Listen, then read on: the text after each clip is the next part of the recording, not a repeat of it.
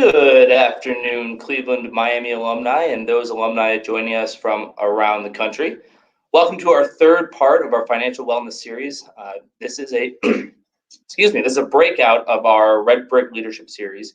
Thank you for joining us. My name is Allen Dengler. I am the president of the Cleveland Alumni Chapter.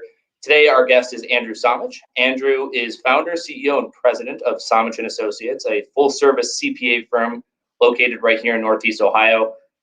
Before we get started, and as always, we do want to encourage an interactive event.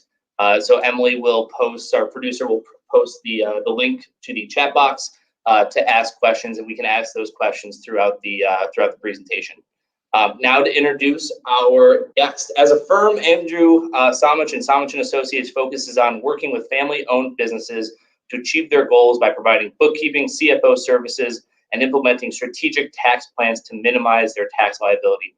In doing so, Andrew and his firm have quickly become a top provider in that area and in this area. Andrew has served as chair of Ohio Society of CPAs Young Leadership Board, board member for Big Brothers Big Sisters of Northeast Ohio, and West Creek Conservancy. In 2019, the AICPA selected him for their Leadership Academy and sole Ohio representative. One last plug for Andrew. Him and his firm are also bronze level sponsors for our annual golf outing. So a little shout out and wanted to thank you for your support. How you doing, Andrew?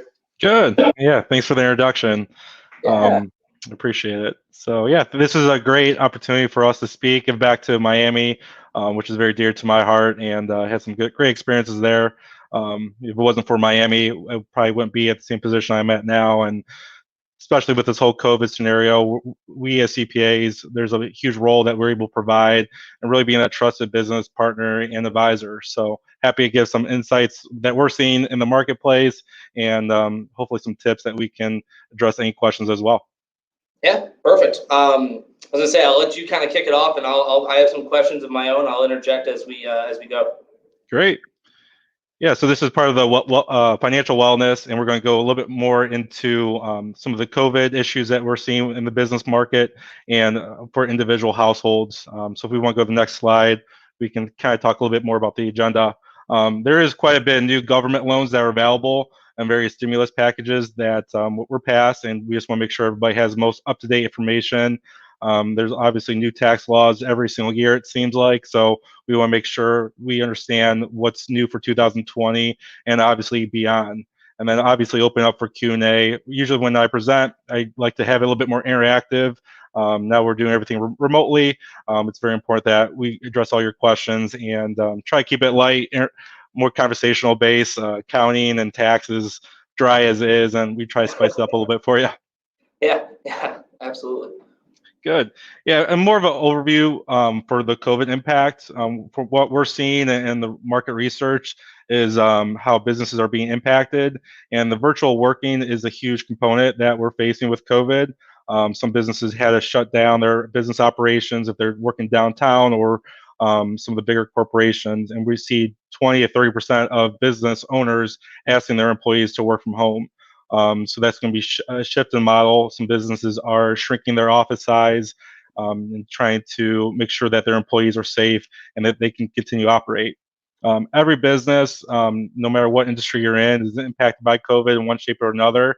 And is this the new norm? We've seen a lot of studies that says there's going to be some piece of this COVID, different levels of it in the future. As long as there's international travel that's open, we're always going to see some type of virus come in. So we just have to be aware of it. This isn't going to happen or change overnight.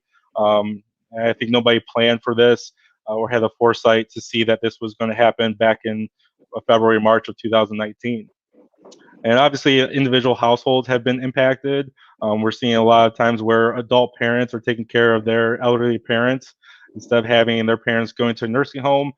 They might have somebody in their house to oversee their parents, and also with daycare as well. Some daycares were closed for a certain period of time, which allowed young families or made young families had to balance that work life, working from home, and also overseeing their kids as well. So we hear a lot of conversations going regarding that as well. I know quite a few people throughout the COVID epidemic. Adults taking care of their adult children as well, moving back to Northeast Ohio and moving in with the family, and all of a sudden those empty nesters aren't so empty anymore. So it's just it's interesting how it can go both ways. Yeah, and from a financial side too, we're seeing where a lot of adult parents didn't have enough retirement funds, and so you're seeing adult parents helping their parents, maintain their current lifestyle. So it's just an interesting dynamic. Now it's more taking care of their health as well as their finances. So it brings a huge burden on adult individuals that have parents, grandparents, and kids. Sure.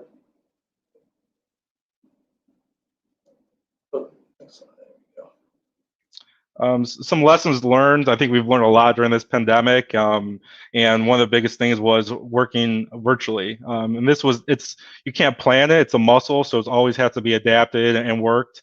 And one of the biggest components is making sure that you're able to distribute work.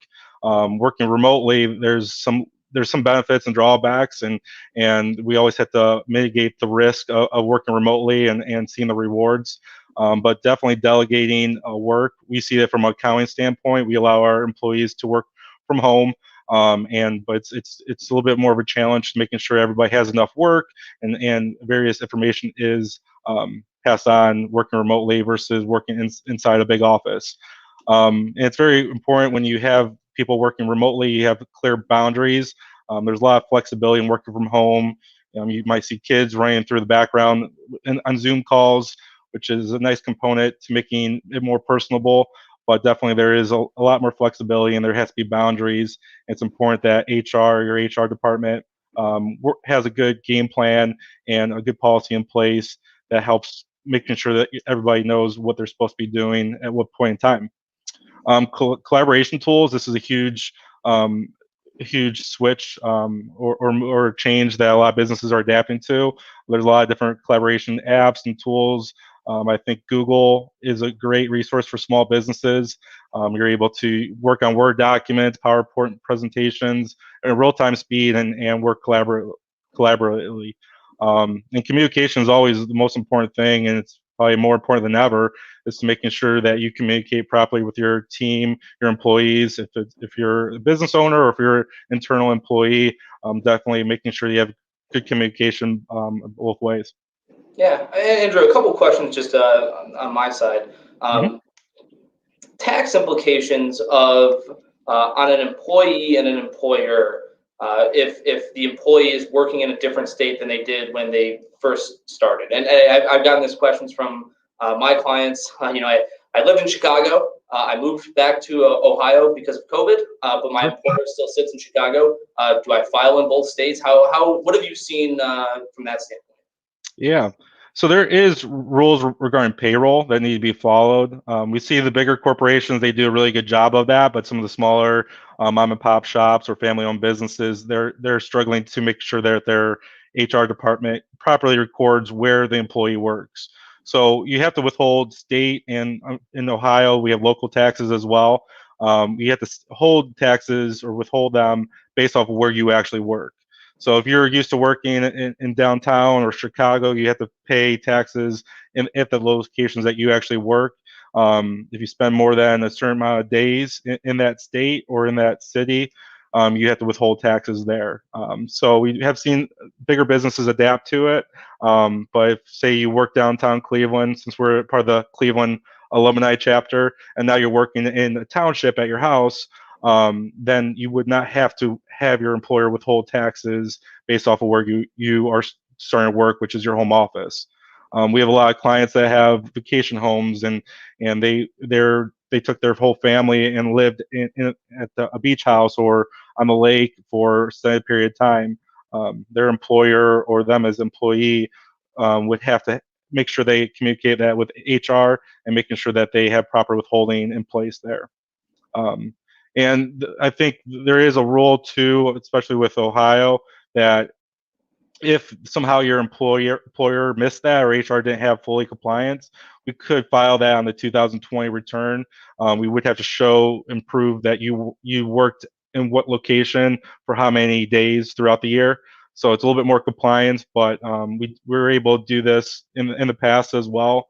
So if you work if you work and your employer withhold from a different state or locality, you can potentially get that money back as a refund because you were overpaid on your personal tax return when you file. So we were able to save one client about $14,000. They got a refund back from CCA because they were over withheld on their local taxes. Yeah, oh, great, thank you. Yeah, and I think we'll talk a little bit more about that because that is something that the I IRS didn't is mean to really jump the gun. focused. I was just No, that's a great question. So, and then we talked about a lot about virtual working. There are some tasks that we really see that need to be conducted in person. Negotiation is one.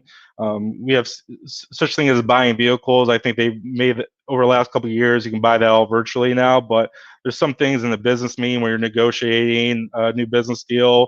It's important that we can somehow have that personal touch. If it's body language, eye contact, this is so crucial in the business world. Obviously, building relationships, that personal touch is so important. Onboarding and job training. We've had some new hires here at our firm, and we had some struggles doing it virtually. So we have ours in the office to just making sure that we have everything safe and COVID free. So I think onboarding new clients, new employees, and doing that training in person is very beneficial. And then on critical decision meetings and conversations, there's just that personal touch that we're trying to figure out if we can even do that virtually or if we have to do those in person. And we talked about shifting to the new norm, virtual workforce. We're going to see a lot more of that. I think some businesses have been able to be more efficient. At our firm, we allow our employees to work whatever hours they choose. So there's not that 9 to 5 or crazy hours. So being able flexible. Some people are work really, really well in the morning. Some people work really well at night. I think you're going to see a lot more of that flexibility in the workforce as well. Businesses are really trying to reduce occupancy costs. So if it's renegotiating the rent, reducing their square footage, that is all going to be very crucial. Reducing overhead costs. Excuse me 1 second. Reducing overhead costs is a big component of it too. Looking ways that they can mitigate that is going to be very, very crucial. And then the workplace, we're seeing a new change in the workplace. People are making sure that there's COVID-free, making sure they have an ample amount of space for their employees, that they can work safe and in a workplace that they actually want to come to. Collaboration tools, we mentioned various tools that people are using.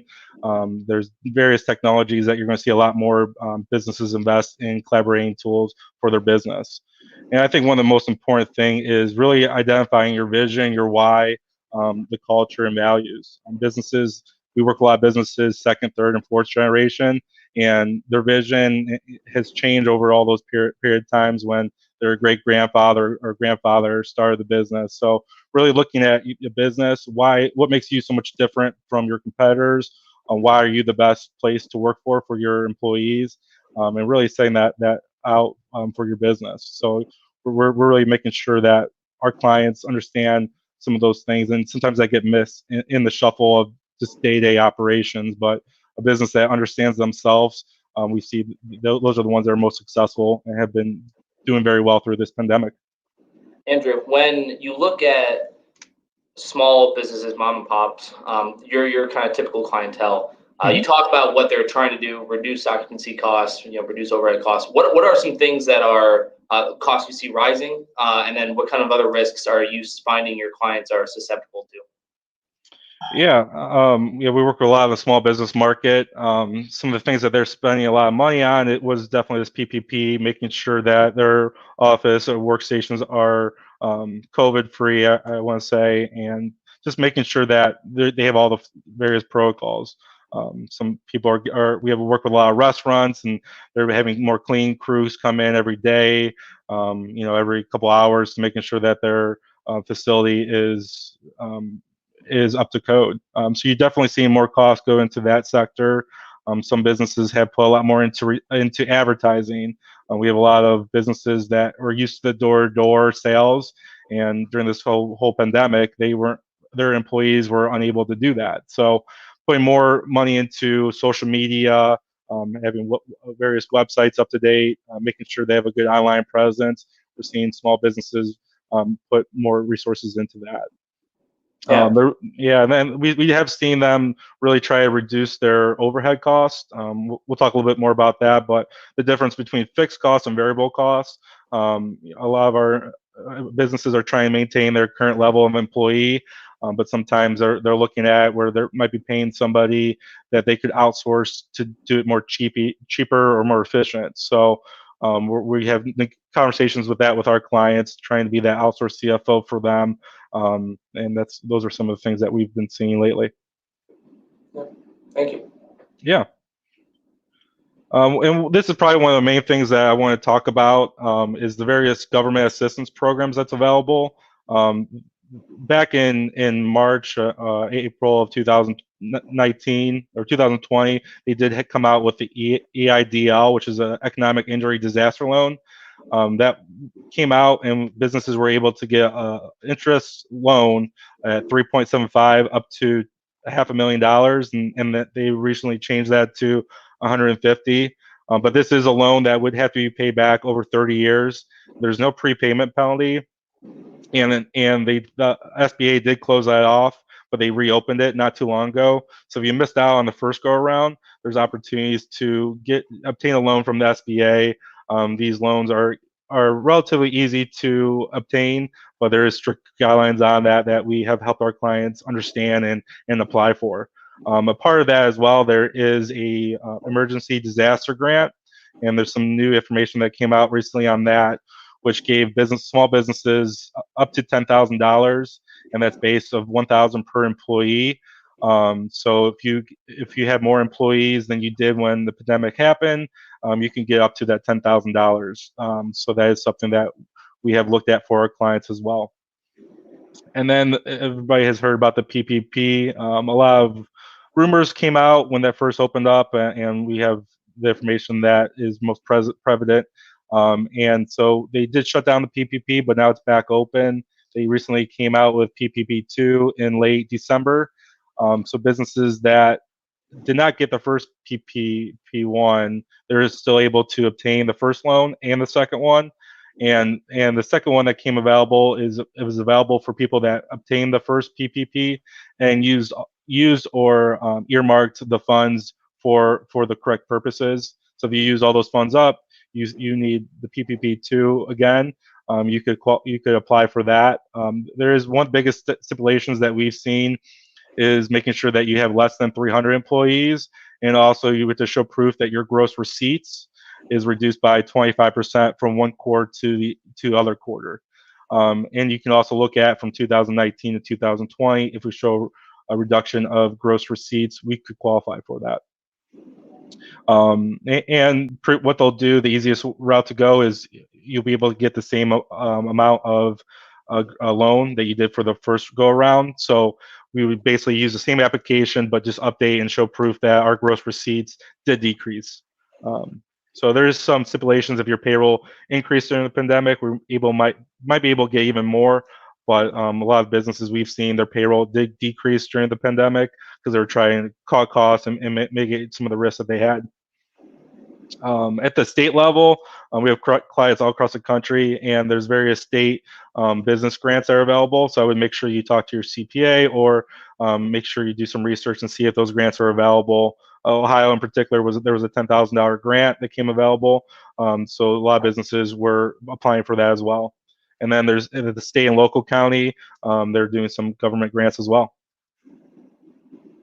And there is a difference, I guess I want to say, difference between grants and loans. Grants are non-taxable for businesses, so they are able to obtain that. It doesn't have to be paid back, and it's 100% non-taxable. So those are the two big differences. A loan will have to be paid back. The PPP could be forgiven, and we're seeing the SBA really wants these loans to be forgiven, so they're making it a lot simpler for loans of $150,000 and less. So those are the two differences between the grant and a loan.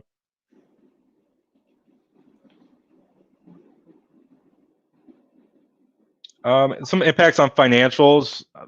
During this whole pandemic, we've seen it's so crucial to have proper financials and have those readily available. If we go back to the last slide, we had to show a reduction of gross receipts by 25%. If you don't have proper financials, we were unable to apply for the PPP2. So we worked with our clients, making sure that they have proper financials, and we've done a lot of bookkeeping and for our clients or for new clients that we've been working with. So really having financials is so important. It helps us make wise business decisions and properly advise our clients. And we talk a lot about budgeting with our clients that we work with. The budgets that we put together in the past, it's really obsolete.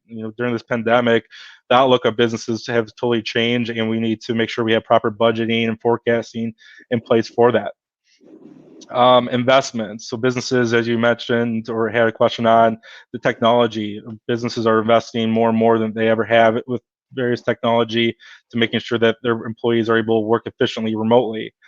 Processes have changed. So if you're not able to see somebody on a day-to-day basis, there's ways businesses have adapted and changed their processes that they work with. And they've invested with their people. So making sure their people are safe, have all the right information is very important. If businesses are without their employees, their business would not exist. So we need to. Businesses have really invested in making sure that their employees want to come to work every day, and they feel safe and they can be productive. Business models have changed, so some of the various product offerings that they used to offer might need to be revisited or adapted. Optimizing working capital and leveraging. This is an area that we really work with our clients on, is making sure we have enough working capital to go and continue the business for the next 3 to 6 months. So really looking at the cash flow is very important to manage that, and understanding the difference between variable and fixed costs. I feel like I'm back in my Miami accounting days, but there is a difference between variable and fixed costs. So businesses are looking to outsource. If they have a marketing person in-house, they might be looking to outsource that to another firm to do that for them. So we see a lot more of that, looking at ways.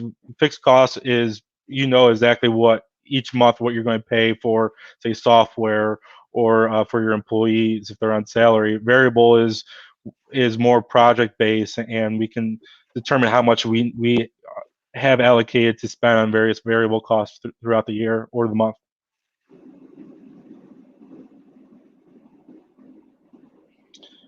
And this is a nice difference between the PPP and the EIDL that came out. So there is a difference.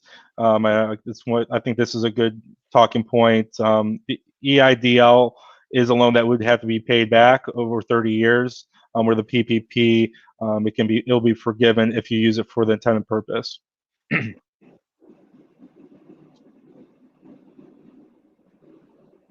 I always like to kind of break things up here, a little meme from Bill Murray, but I think he says it best when we talk about taxes.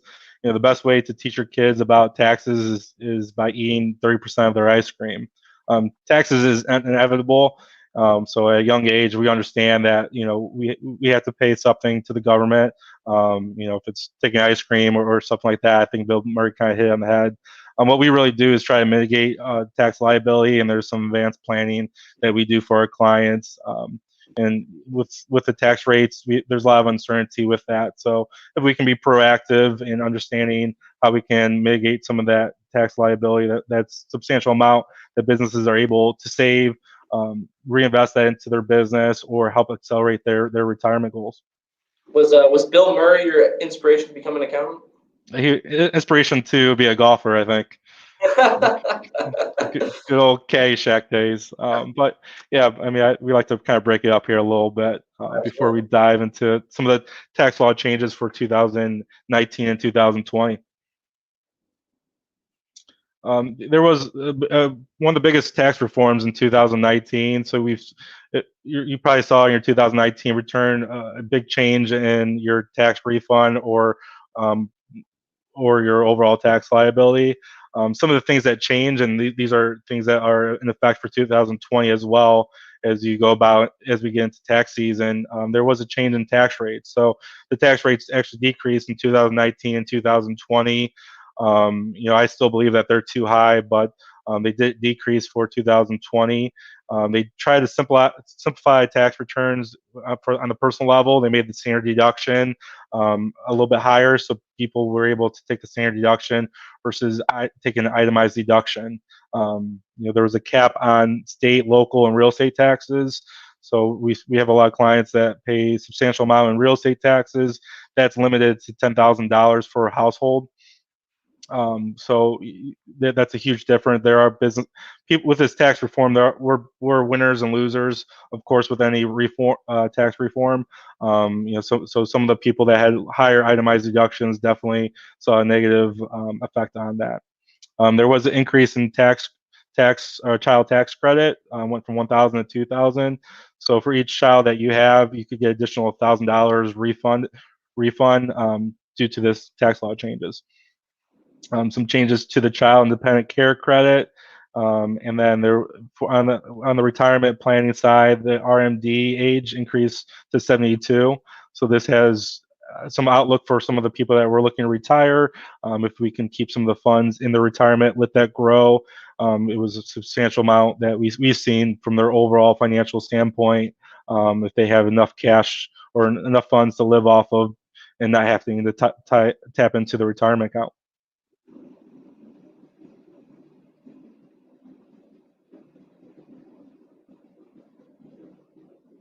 And then some of the other things for 2020 that wasn't passed in the reform, there's a recovery rebate credit, and this is the stimulus that was received.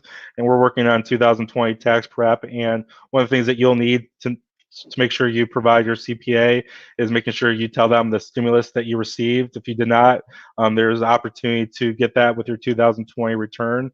But you do have to report the stimulus amount when it was received and the overall amount. And then some people, if they had kids in 2020, they might not have got the full stimulus amount. There's opportunity to get that when they do file. So it's very important that you work with somebody and make sure that you have all that information proper. They pass a law that shows 100% deductibility for meals. So the IRS has identified restaurants are really being hit hard with this whole pandemic. So it incentivizes businesses to go out, conduct business, and go out to restaurants. And even if you buy food and you take it back to the office, it'll be 100% business deduction for your business. So we've seen that change. I think that's a great law that has passed. I think that's something that I think a lot of our clients were definitely excited for.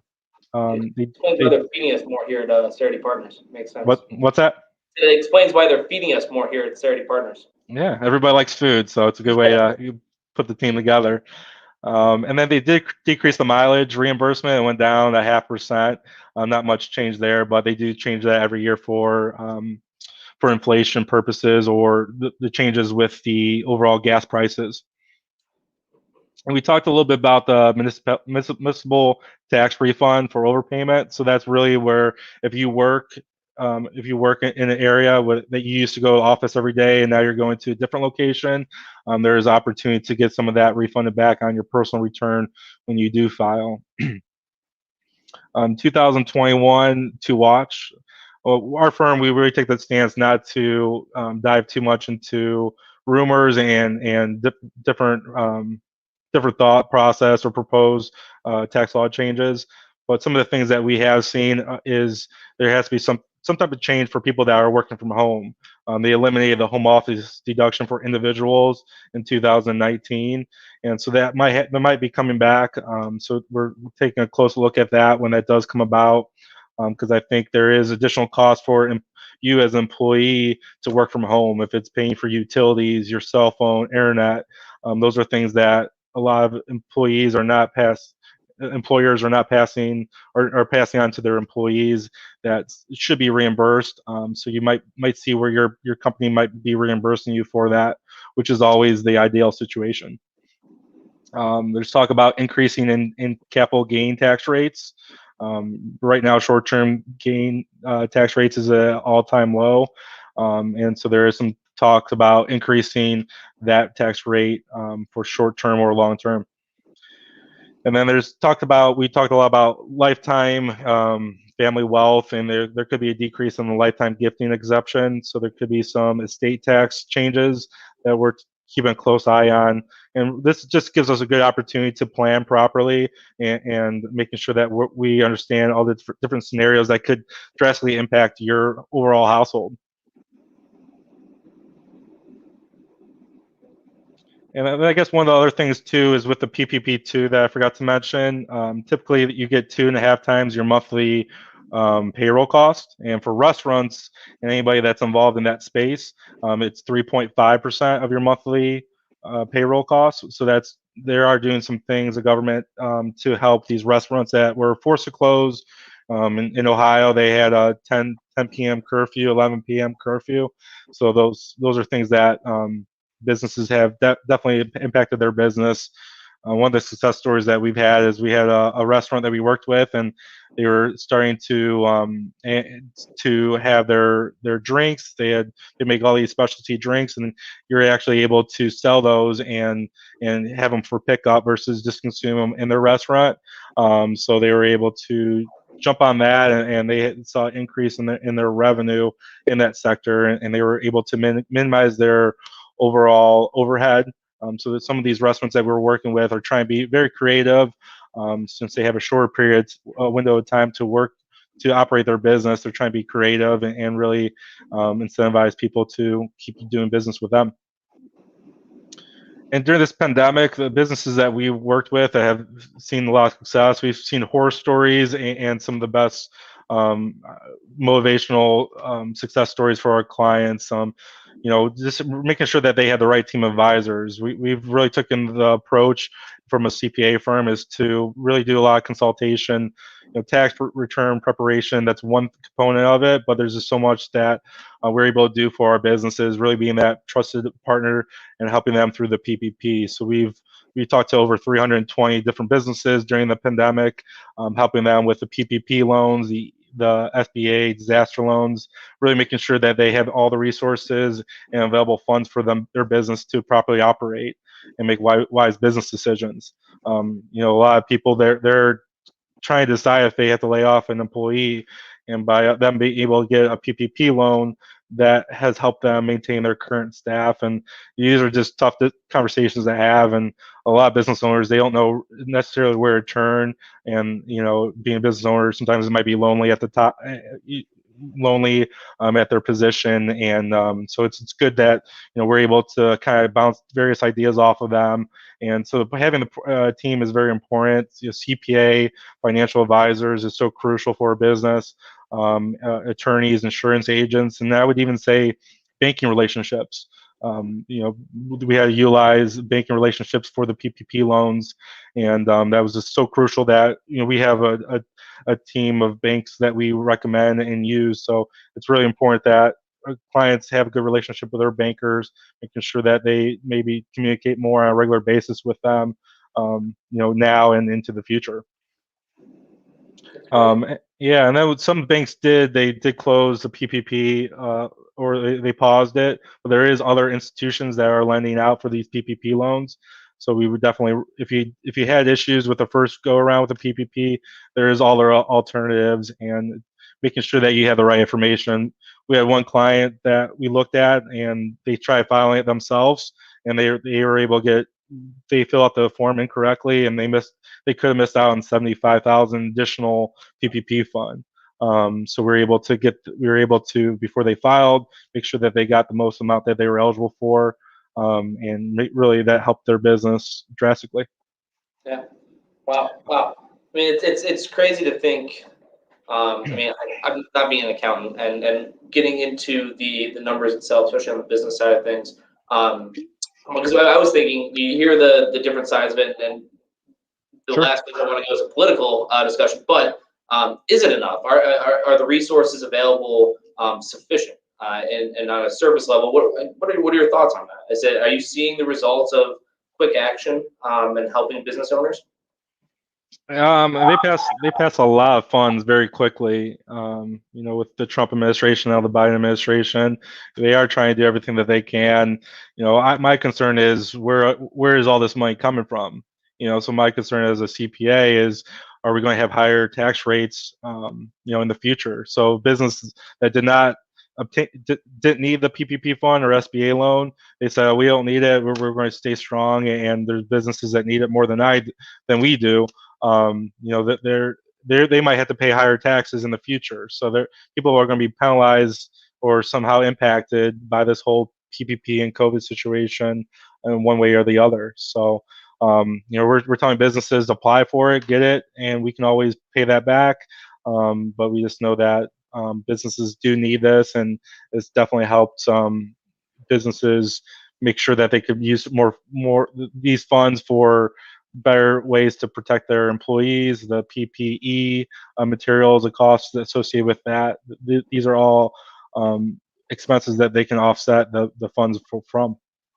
Yeah, this is all fantastic information. Before I pivot, I want to make sure, is there anything else in the PPP side? I'd love to discuss a little bit more. You're a small business owner working with small businesses, and just kind of how you started up and the challenges that you might have faced early on in going and building your own firm.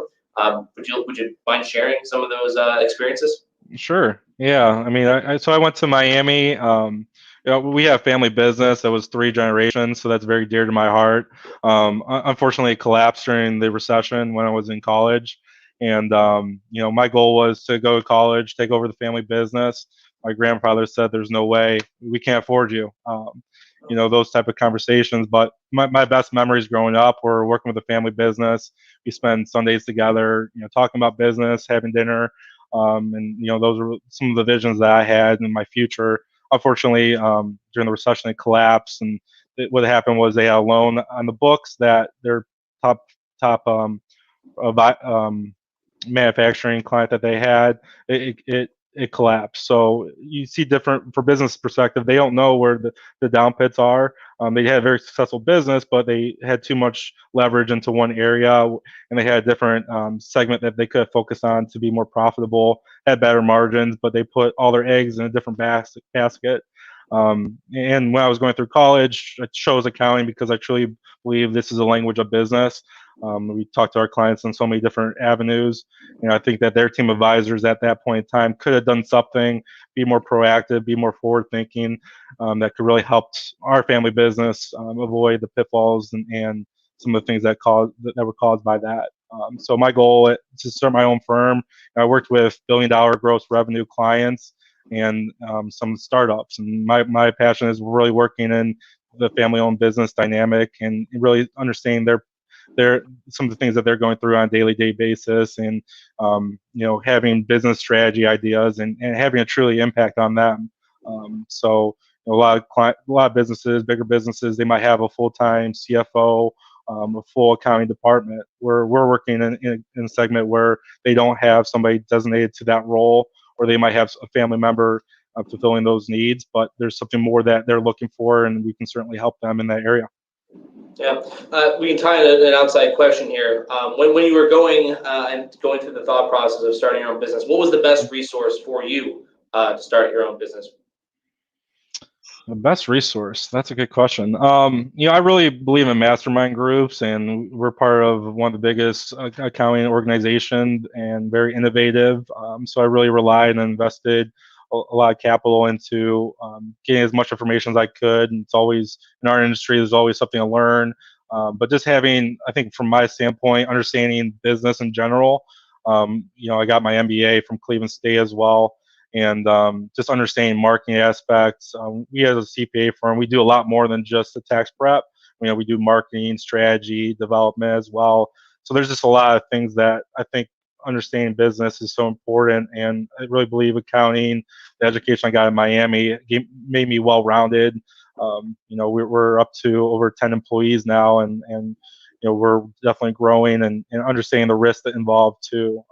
But some of the relationships we built, we started just working with family and friends, and now we're working with businesses all across the country. So it's a unique position for us to be in. But having people to turn to and bounce various ideas off of is so crucial.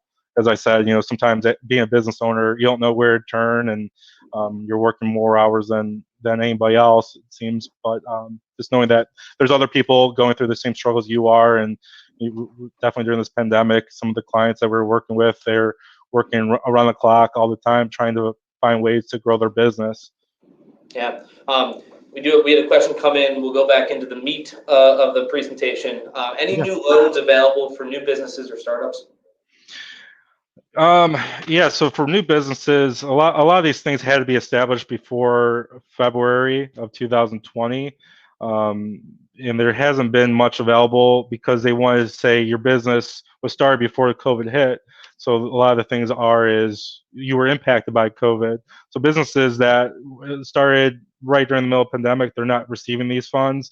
But I do think that there's going to be something that comes up because people are being laid off. They might start working on their own business. There has to be something there.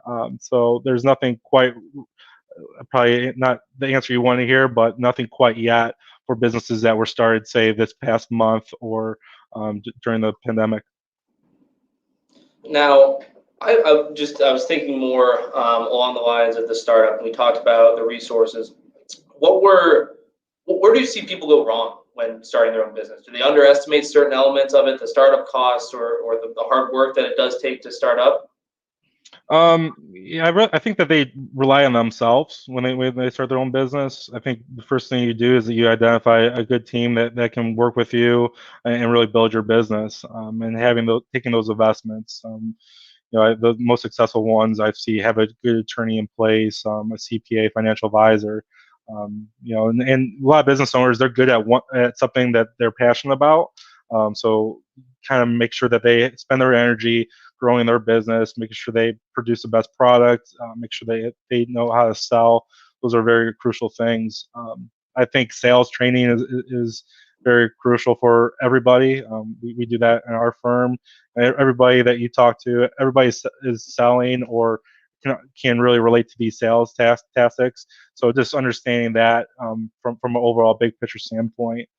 If you might have the best business idea in the world, but if you can't sell it or can't put your message out there to the public, you're unfortunately not going to be successful. So that's very important.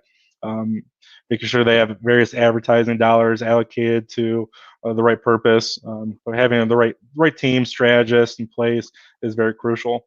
The capital investment is something of a big concern. So businesses are businesses that start, they're not very lendable for banks. So a lot of times people are using their retirement funds to start their own business. So we have to have those conversations because there is a lot of risk involved in that. But there is some other alternatives that people can get capital from, so we can talk about that as well. Yeah. And then I know you and I in the past have talked about this, but you look at succession planning. You mentioned you work with third, fourth generation businesses.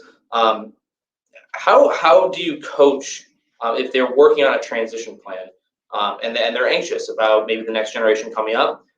What are some other options? Obviously, you can go like private equity route and that sort of thing. But are most clients, do they work extra hard to say, hey, I'm going to pass this on and keep this in the family? And then, how have you coached people up to make that as smooth of a transition as possible? Yeah, I mean, working in a family dynamic, the conversations that you have is a little bit awkward, right? So everybody has a different mindset, and we've seen it from various angles where we work with clients that didn't have anybody to give the business to. Other people says, I know exactly where the business is going to my 3 kids, but being that person in between, having meetings, having conversation, being very transparent with have those conversations is crucial. And then obviously getting an attorney in place to make sure that everything's legally binding. But there is a lot of flexibility. It's an ideal scenarios that you would be able to pass it on, but just making sure the kids even want the business too is conversations that we've had. Do they really want to be in this type of business, or is this something that they feel obligated for? So we ask those type of questions, really dive deeper into what they ultimately would make them happy. And sometimes it's a difficult conversation, but I think it's very impactful to make sure that communication is so crucial. Yeah. I'm not sure. Any questions for me? While there's a round robin impromptu questions that I'll stick you with, but I don't want to get to the fun stuff before we tackle business. Okay. Yeah. Yeah. Sorry, go ahead.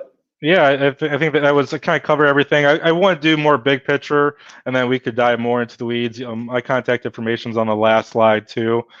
Feel free to reach out, and email is the best way to get a hold of us, and we can schedule a time for a chat. But this was more of a big picture, knowing various things are out there. Something I forgot to mention, but there is a shuttering venue. So if somebody has a concert venue, some place that they have gatherings, a wedding venue, there's additional grants available for them as well. So any type of business, we work with businesses of all different industries, and we really see everything. And that's one of the things I'm really passionate about, is understanding business in general. And obviously we're very good with the taxes, but being that trusted business consultant for you. Yeah, perfect. Hey, well, thank you for all that wonderful information, very in depth, and I'm sure a lot of people have questions out there. They will certainly reach out. Yeah. On to the round robin stuff. If you go back to your glory days at beautiful Miami, Ohio, down in Oxford, favorite place to wander up to uptown? It has to be church. Church. Yeah, that's before your time, Alan. Oh wow. Was that a bar? Yeah. Oh, okay. I see. It wasn't a bar when I was there. I thought you were actually saying church.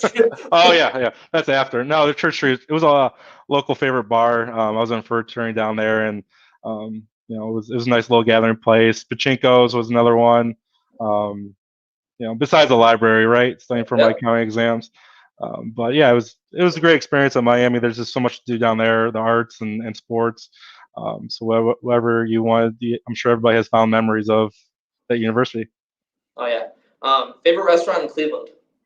Favorite restaurant in Cleveland? I'm on the east side, so I would say that's a good question. I don't go out as much as I used to, but probably Reds. I like steak, and there's a lot of places in downtown Cleveland. We have a lot of people that graduated from Miami, and they might have moved to Chicago or LA. So we're seeing a nice traction of people moving back to maybe their hometowns of Cleveland, and so there's a lot of good food places though. Yeah. Favorite Cleveland sports team? Gotta go Brownies. Why? It's my team, Baker, and they always beat the Bills. So you're bullish. You're bullish on Baker? Yeah, I think we have a really good outlook, a great coach finally in place. I think it all comes down from leadership perspective. So once we finally got the right person in place, I think that's hopefully something that we're going to be a new dynasty. Yeah, perfect. I'm trying to think of one more good question. What's your favorite activity? What's favorite golf course in Cleveland? We'll give you that one. I'm biased, but it has to be Kirtland Country Club. Okay, never been, so you'll have to take me out there. Yeah. Just kidding. Perfect. Well, that's all I got. Thank you, Andrew. I appreciate everything. Appreciate your time. For the greater good out there, if anybody has questions for Andrew, obviously he had his contact information. Connect with him on LinkedIn. Also, Somich & Associates, go ahead and follow them. And while you're at it, stop by the Miami Alumni page on LinkedIn, Facebook, Instagram for all the latest information and upcoming events. Also, obviously, emails come out on the Miami Alumni website. With that, we'll give you about 10 minutes of your day back. And thank you again for joining us, and have a wonderful rest of your Wednesday.